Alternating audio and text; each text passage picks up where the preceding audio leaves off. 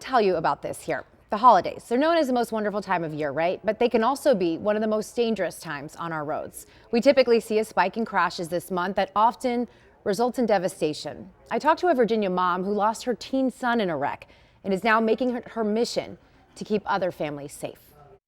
I'll never forget when that phone rang. It was the call that no parent ever wants to get.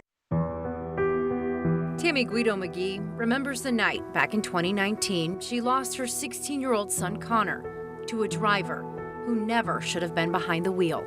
I knew my son was dead. Call it mother's intuition.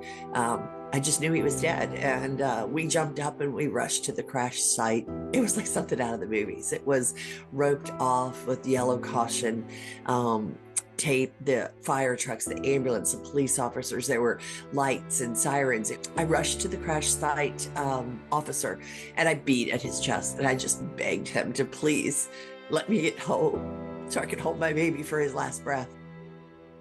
Connor would be one of 3 teens who died that night.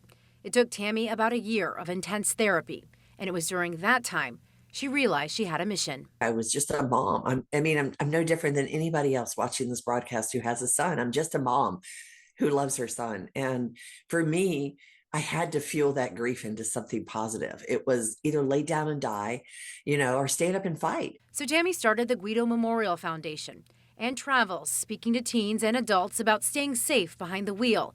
She says it's a reminder this holiday season to have fun, but to be responsible, so what happened to her son doesn't happen to someone else's child.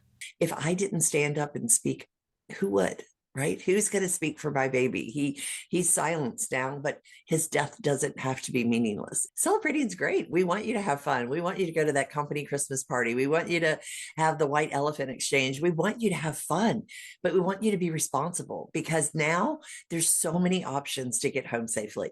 You can Uber, you can Lyft, you can call a friend, you can call a taxi.